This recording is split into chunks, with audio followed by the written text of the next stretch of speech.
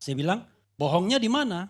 Tanda tanya, itu saja pertanyaan saya. Mengenai investor, nyatanya sampai saat ini proyeknya IKN bulan Desember nanti semua kontraktor BUMN selesai kontraknya. Sudah ada beberapa gedung yang mestinya sampai bulan Desember tapi sudah gulung tikar. Republik Indonesia yang jumlah penduduknya 275 atau 280 juta beribu kota di mana? Sekarang bingung dia, jawabnya juga gak bisa kan. Beribu kota di mana? Beribu kota di? Nah, jadi kalau kawan-kawan bingung, saya juga agak bingung. Tetapi saya bisa mengatakan ibu kotanya hampir tidak jelas. Dia mengatakan saya ketemu dengan Prabowo sendiri di luar negeri pada waktu itu di Qatar Economic Forum. Saya tanya, mau pindah nggak? Dan Prabowo firm mengatakan jangan ke 5 tahun, 10 tahun pun saya nggak mau pindah.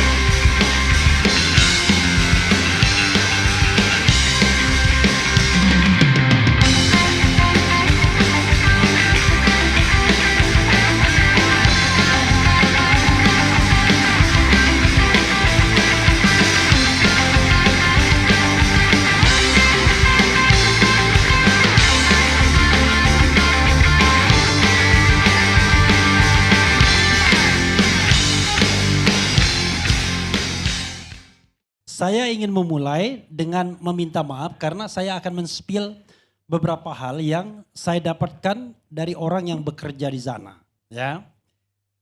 Dan saya tidak mengklaim bahwa ini pasti benar. Tetapi saya menyampaikannya saja. Karena tidak ada kata-kata, oh ini tidak boleh disampaikan. Tapi tentu namanya yang tidak boleh saya sampaikan, ya. Dia bilang begini, dia kirimkan kepada saya sebuah YouTube, ya. Saya pikir YouTube-nya dari istana mungkin ya. Iya betul, Sekretariat Presiden. YouTube dari Sekretariat Presiden yang berjudul Keterangan Pers Presiden Jokowi IKN 25 September 2024. Hari ini ya. Dan kita tahu isi dari YouTube itu adalah bicara tentang investasi. Yang saya tahu dari Rusia, kemudian dari China dan dari Australia. Kita nggak tahu entah benar entah enggak ya. Groundbreaking kan. Ya udahlah, orang yang paham proyek juga kadang groundbreaking setelah itu gone with the wind itu biasa. Dia bilang begini, apa yang dikatakan Jokowi itu semuanya bohong. Dia bilang bohong, ini salah ketik dia, bohong maksudnya mungkin. Saya saat ini lagi di depannya Jokowi yang tidak kena kamera liputan dari wartawan Kaltim. Saya bilang, bohongnya di mana? Tanda tanya, itu saja pertanyaan saya. Mengenai investor, nyatanya sampai saat ini proyeknya IKN bulan Desember nanti semua kontraktor BUMN selesai kontraknya. Sudah ada beberapa gedung yang mestinya sampai bulan Desember tapi sudah gulung tikar. Pekerjanya sudah didemobilisasi. Artinya sudah dipulangkan ke daerah mereka masing-masing. Saya hanya menyampaikan saja dan saya tentu tidak bisa mengatakan namanya siapa. Tapi yang jelas dia adalah seorang pekerja di sana yang memang sehari-hari ada di sana. Dia juga spill ke saya soal kenapa Jokowi tidak betah di sana. Henry Satrio nggak tahu jawabannya kan? Nggak ada tukang cukur. Oke, ini tanggal 31 Juli dia spill ke saya. Jokowi pulang dari IKN kemarin 30 Juli 2024. Dia tidak betah di kantornya sendiri dan istananya. Utilitas yang ada di Kanpres itu kantor presiden maksudnya, seperti air yang dibawa dari luar untuk mengisi tangki yang ada di atas gedung, terus TRS dia tulis, air itu mengalir turun melalui jaringan-jaringan pipa ke wastafel, ke urinoir dan lain-lain itu macet, garis miring tersendat dan airnya kuning-kuning seperti tidak di ultraviolet. Sealer AC tidak berfungsi, artinya sealer AC masih dalam tahap pengerjaan yang juga butuh waktu pengerjaannya. Jadi kemarin pakai AC freestanding yang diambil dari Balikpapan. Untuk listrik kerja dari PLN tapi digunakan nanti untuk 17 Agustus. Itu yang, dan dia hari ini spill lagi ya. rapat koordinasi nasional Presiden RI dengan Basnas dan lintas agama se-Indonesia di Istana Negara, peserta 600 orang, ini bohong mengatakan ada 600 orang. Ini yang meliputi teman saya yang memang dia pro Jokowi, teman satu konsultan. Itu ya saya tidak tahu betul apa enggak ya kan. Dan saya juga tidak tahu orangnya siapa, wajahnya saya tidak mau tahu, tapi dia ngomong seperti itu. Nah maksud saya begini, saya khawatir ketika kita ngomong tentang IKN ini, masing-masing kita ini bicara seperti bentuk gajah. Orang buta yang kemudian pegang telinganya dia bilang gajah itu lebar, pegang buntutnya gajah itu kecil dan lain sebagainya. Saya tidak mengklaim bahwa saya paham tentang IKN, habisnya nggak pernah diundang juga. Jadi kita tidak tahu. Yang saya tahu IKN itu 1 tahun yang lalu dan saya terus terang termasuk yang pesimis. Kalau lihat kondisi 1 tahun yang lalu ketika saya main ke sana. Jadi pada waktu itu yang saya lihat itu adalah kompleks yudikatif, ada MA, bakal MK, ada rumah atau kantor wakil presiden, ada rumah menteri-menteri dan lain sebagainya. Tidak hanya, masih brownfield, masih coklat, tanah. Saya membayangkan apa bisa ya tahun depan. Dan saya pada waktu itu sudah pesimis kita akan pindah. Itu satu dari segi fisik. Tapi kan kalau Refli Harun ngomong fisik kan itu bukan ekspertis saya ya kan. Karena itu saya ingin bicara tentang aspek-aspek hukum tata negaranya. And then mulanya adalah the question is, saya tanya tuh Silverster dan teman-teman dari kubu sana ya. Katakanlah kita anggap perkubuan ya kan.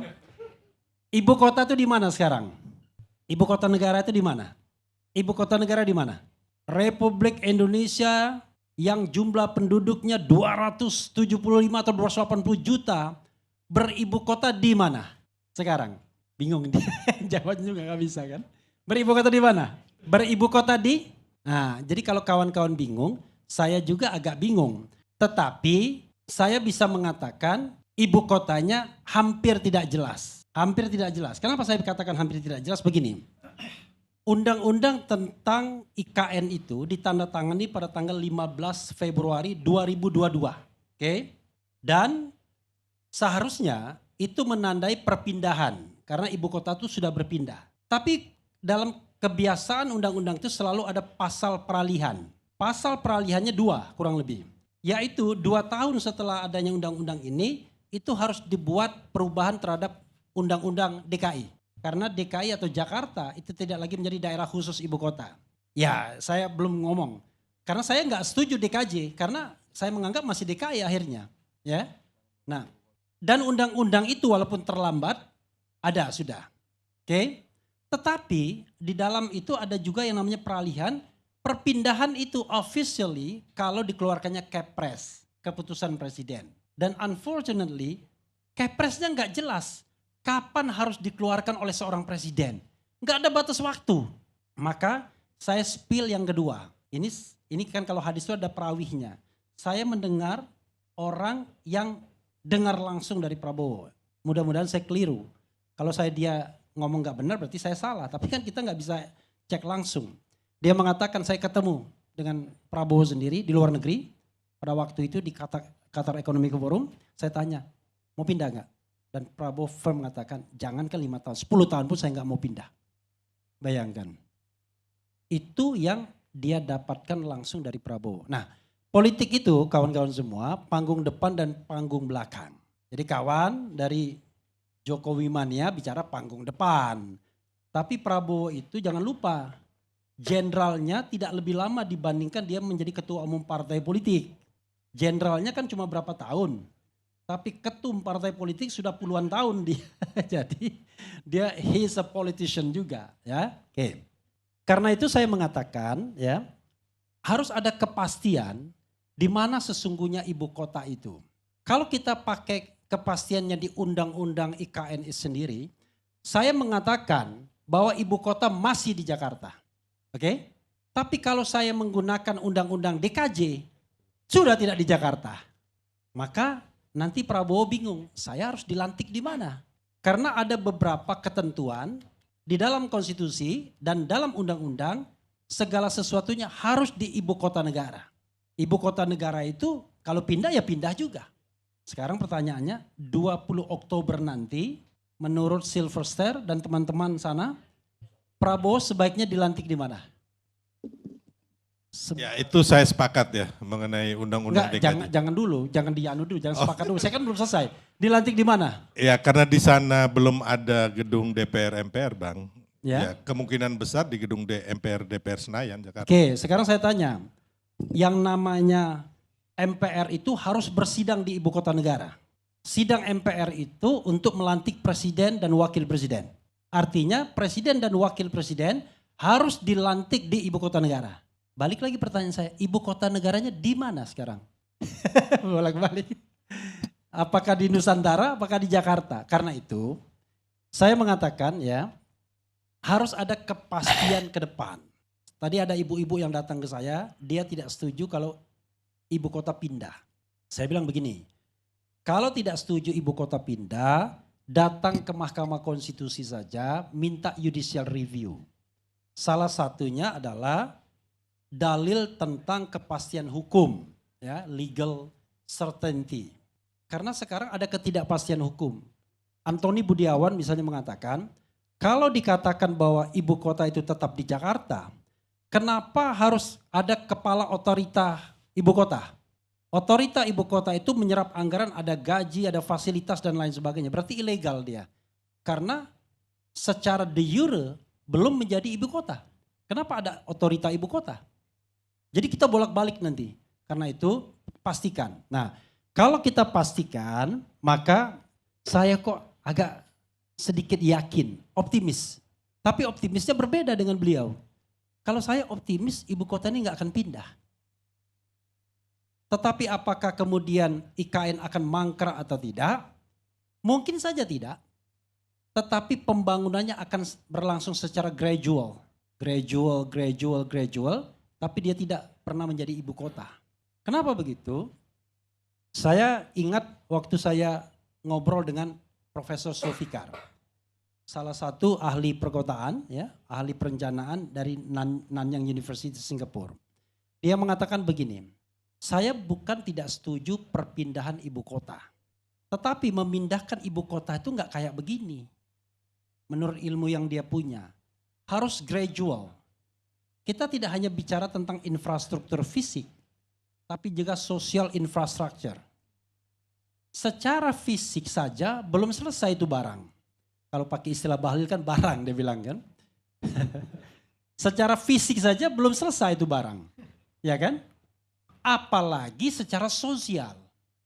Saya membayangkan tidur yang masih baru dari Greenfield, Brownfield, gedung. Itu masih banyak nyamuknya pasti. Karena bau manusianya udah mulai agak berkurang, maksudnya masih kurang. Nah karena itu menurut saya membangun itu tidak begitu harusnya. Nah yang kedua, ketika DPR kemudian menerima undang-undang tentang IKN, saya nggak habis pikir nih anggota DPR-nya nggak ngitung apa.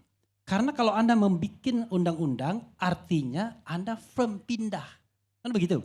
Sementara ketika undang-undang itu diundangkan, bentuk fisiknya aja belum ada. Bayangkan. Kok bisa memindahkan ibu kota dengan undang-undang tapi fisiknya saja baru mau dimulai. 2 years ago, 2 tahun yang lalu.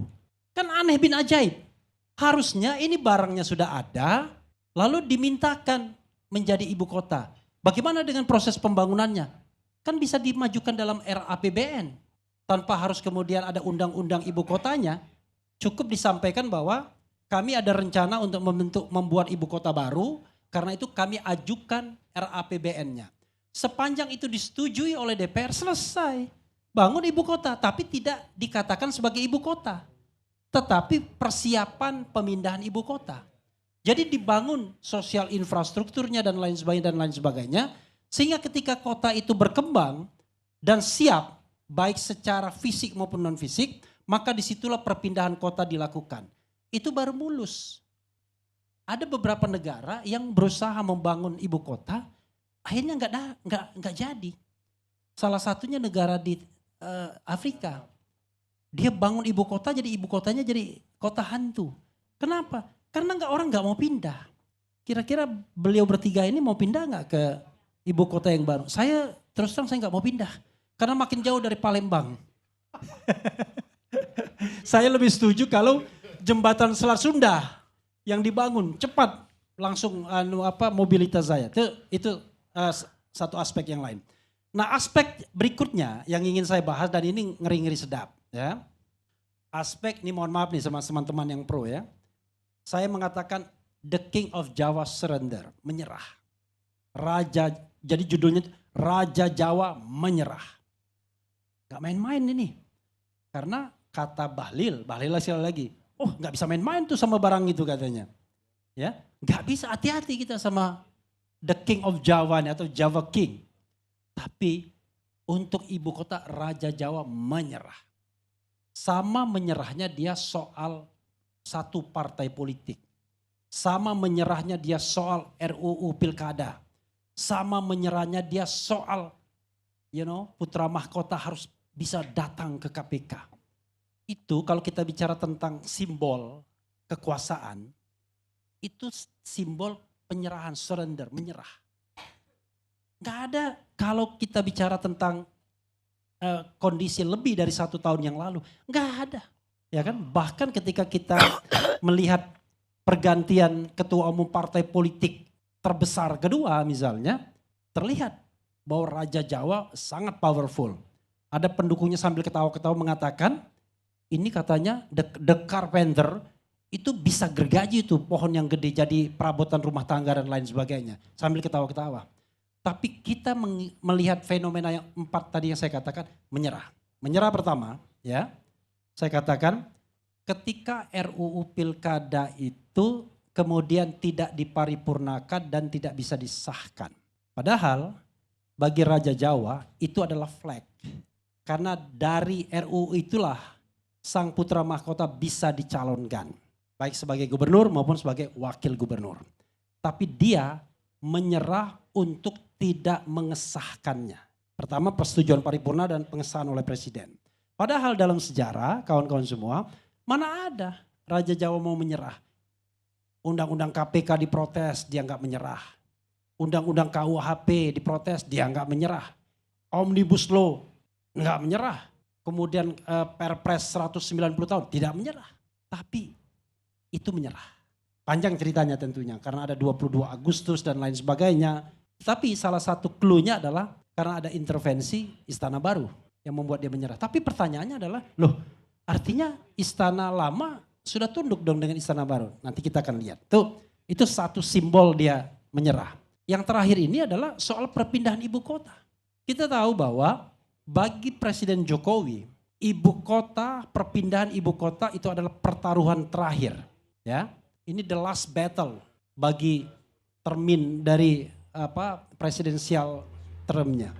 Tetapi kok dia tidak mau keluarkan Kepres? Padahal undang-undang secara tidak demokratis itu menyerahkan kepada presiden at any time bisa mengeluarkan keputusan presiden. At any time. Kalau Pak Jokowi mau nekat, malam ini dia bikin Kepres pindah ibu kota. Bisa. Tetapi dia menyerah. Gak bisa. Pertama barangkali secara objektif tidak bisa pindah. Ya kan? Ada masalah-masalah dan akhirnya dia mengatakan jangankan pindah ibu kota. Pindah rumah aja perlu waktu dan lain sebagainya. Tetapi secara subjektif. Kira-kira ditanya gak dengan kekuasaan Istana Baru? Pak, Bapak mau pindah ke ibu kota? Jangan-jangan dijawab, gak usah. Atau nanti dulu, nanti aja dan lain sebagainya. Karena sudah mulai ada sharing power antara penguasa lama dan penguasa baru. Nah yang paling menarik adalah dalam kasus sebuah partai politik. Kita tahu bahwa kebiasaan penguasa dan juga dilakukan oleh Jokowi adalah mengobok-obok partai politik. Di era awal pemerintahannya ada 2 partai yang dia obok-obok sama dia. Golkar dan P3. Ya kan? Tiba-tiba kita tahu Golkar yang rebutan antara Agung Laksono dan kemudian Abu Rizal Bakri, kita tahu penyelesaiannya siapa. Ya, The King of Java di belakang tapi eksekutornya kita tahu, ya kan? Yang nama depannya L. P3 2 kali malah diobok-obok. Pertama ketika Roma Hurmuzi versus yang siapa? Jan Farid. Dan yang kedua ini tiba-tiba sampai sekarang PLT masih P3 itu. Kok lucu ada PLT bertahun-tahun sampai kemudian aktivis seniornya mengatakan kok bisa PLT bertahun-tahun. Tapi menterinya enggak dipecat, diberhentikan. Ya kan? Tetapi dalam kasus partai yang baru ini kan sudah mulai ada yang namanya muktamar tandingan. untuk take over kekuasaan dia yang sudah puluhan tahun itu. Dan kebetulan di Pilpres kemarin nggak dukung. Nggak berhasil kan? For the first time, Raja Jawa nggak berhasil to take over. Kenapa? Ketika konon, ya, ini saya dengar isu, ketika yang mau mengambil ini minta restu penguasa lama, dia bilang, tanya penguasa baru. Penguasa baru bilang, si X sudah komit untuk membantu pemerintahan saya selama 5 tahun. Pulang. Walaupun itu dari organisasi yang besar. Bisa dibayangkan kan? Nah karena itu saya mengatakan bahwa terlepas dari kontroversi fisik, pembangunan fisik dari IKN ini, saya hanya ingin mengatakan bahwa kelihatannya penguasa baru tidak ingin pindah. Dan penguasa baru, ya, ini analisis saya, lebih menginginkan kalau pelantikannya ada di Jakarta. Why? Ini kan sesuatu hal yang prestisius. Bayangkan 17 Oktober hari lahirnya, kemudian 3 hari kemudian dilantik menjadi Presiden Republik Indonesia. Tentu dia ingin dihadiri oleh perwakilan dari negara-negara asing.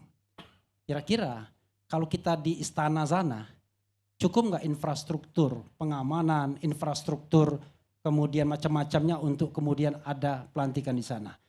Padahal kalau pelantikan di sini, nanti Henry Satrio mengatakan nggak sah ini pelantikannya karena Jakarta bukan ibu kota lagi, kan? Entar, Sylvester, saya selesaikan dulu ya. Nah, jangan digini-ginikan dulu. Saya selesaikan. Saya senang debat malam ini karena tidak ada yang emosi di antara kita. Tapi kan masyarakat perlu tahu. Nah, karena itu ya, menurut saya keyakinan saya adalah ke depan ya, begini. Kita harus membuat sebuah strategi. Saya lihat strateginya ini agak aneh. Apa yang mau dilakukan sesungguhnya dengan pemindahan ibu kota? Ya kan begitu kan? Ada klaim mengatakan Jakarta mau sinking. Oke? Yang kedua adalah pemerataan dari Java sentris ke Indonesia sentris. Ada aspek begitu. Walaupun orang mengatakan ada aspek lain dong yang juga dipertimbangkan, aspek sejarah dan lain sebagainya. Teman saya dulu ada Irwan Putra Sidin mengatakan, nggak bisa yang namanya Jakarta itu digantikan oleh kota lain. Disinilah yang namanya proklamasi kemerdekaan dibacakan. Disinilah kemudian munculnya tokoh-tokoh besar dan lain sebagainya. Masa mau ditinggalkan begitu saja, dijadikan kota bisnis? Nggak kebalik tuh, ya kan? Seharusnya ibu kota karena kesejarahan di sini, yang lain jadi kota bisnis. Jadi Jakarta tidak macet lagi seperti Washington, ya kan? Jadi dia hanya dihuni oleh ASN saja. Business people sama pengamat. Ya kan? Sama pengamat. Business people pindah, move. Termasuk kantor-kantornya kan. Maka Jakarta akan quiet. Orang balik. Kalau yang dipindahkan cuma ASN. Itu enggak banyak bro ASN bro. Lebih banyak adalah business people termasuk informal-informal ini. Jauh dan mereka pasti tidak akan pindah. Karena itu tujuan untuk membuat Jakarta tidak sinking itu menurut saya agak aneh. Jakarta mau diapakan? Mau dijadikan kota bisnis, kota kebudayaan, atau kota apa? Kenapa nggak dibalik? Dia tetap menjadi ibu kota, the capital city, tapi kota bisnisnya dimanapun bisa berada. Dan itu klaim pertama. Klaim kedua mengenai Indonesia sentris. Apakah iya untuk pemerataan itu harus dibangun kota yang modern, katanya smart city, green city dan lain sebagainya dengan investasi sampai ratusan triliun. Bagaimana dengan kota sekitarnya? Siapa yang mampu membeli properti di sana nantinya? Maka almarhum Rizal Ramli mengatakan ini akan menjadi New Beijing. Dia bilang, kenapa? Hanya orang-orang kaya saja yang bisa membeli properti di sana, tanah di sana. Kalau dilihat di sini kayaknya sebelah sana aja yang mampu membeli. Karena pengusaha semua kan. Silver bilang pengusaha, ini juga bilang pengusaha. Kalau di sini pengamat semua cuma. Akademisi. Nah karena itu jangan lupa aspek-aspek seperti ini juga harus kita pikirkan. Sehingga saya akan bingung. Sebenarnya yang mau dibangun ini kota bisnis atau ibu kota. Kalau harusnya kan kita pisah.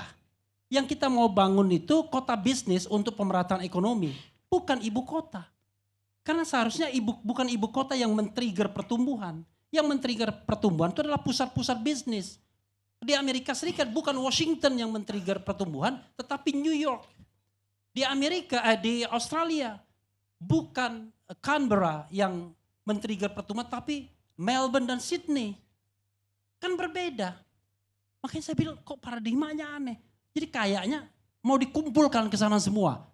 Capital city iya, kota bisnis iya, kebudayaan baru iya, kemudian oligarki baru iya dan lain sebagainya. Makanya yang terjadi sekarang ini adalah kekhawatiran saya adalah interupsi soal tadi Bang. Sebentar dulu Soal dong. sejarah. Nanti panjang tadi. Bentar. Ya, nah, setelah ini udah terakhir. Soalnya menarik ini. Nah, karena itu jelas ya, saya mengatakan yang namanya salah itu biasa manusia kan. Yang paling penting adalah kalau kita tahu kita salah, harus ada keluasan hati untuk memperbaikinya ini. Karena bangsa ini terlalu beresiko kalau hanya untuk dinubuatkan, dinisbatkan kepada legacy satu orang. Karena kita pemilik sah republik ini. Wassalamualaikum warahmatullahi wabarakatuh. Kalau pasal 63 itulah yang saya katakan persoalan. Tidak ada undang-undang misalnya terkait dengan sesuatu pergerakan yang tanpa batas waktu. Jadi pasal 63 itu nggak ada batas waktunya. Jadi mau pindah hari ini boleh, pindah besok boleh, 20 tahun lagi boleh. Itu namanya ada keraguan di situ, sengaja diciptakan clue, diciptakan jalan untuk diambangkan. Kan itu menunjukkan ketidakyakinan. Dan tidak mungkin pasal itu tidak dititipkan oleh istana. Pasal-pasal seperti itu adalah pasal yang memberikan kewenangan. Itu satu ya. Karena itu kalau kita mau, kan kita kan mau jalan penyelesaian ya kan. Pertama kita pastikan dulu. Kita ini mau pindah ibu kota atau tidak. Itu satu. Kedua kita pastikan mana yang ibu kota, mana yang kota bisnis.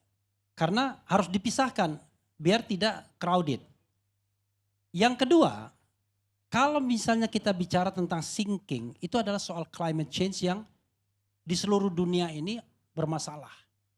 Semarang bermasalah, Amsterdam bermasalah, kalau yang namanya kutub utara itu mencair, bumi ini juga akan tenggelam. Amsterdam kota melting pot, 70 negara ada di sana, tapi di bawah permukaan laut. Nah, itu soal yang harusnya kita antisipasi bersama-sama. Tapi kan jawabannya kok bukan pindah ibu kota. Harusnya kan lingkungannya yang harus kita perbaiki. Nah, terakhir mengenai sejarah tadi. Sepanjang atau sependek yang saya tahu, tidak ada orang yang mengatakan bahwa Jakarta tidak didesain untuk menjadi ibu kota. Tidak ada. Ya kan? Sebuah single statement mengatakan ini bukan ibu kota kita.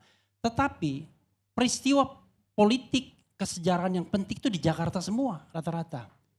You can name it, Sumpah Pemuda di Jakarta.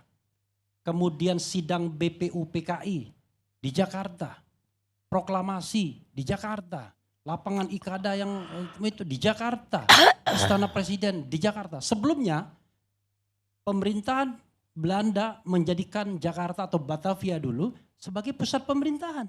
Sehingga muncullah pejuang-pejuang di sini juga. Karena itu dari sisi kesejarahan itu nggak bisa. Ancet je bawah. Gak bisa digantikan Jakarta ini.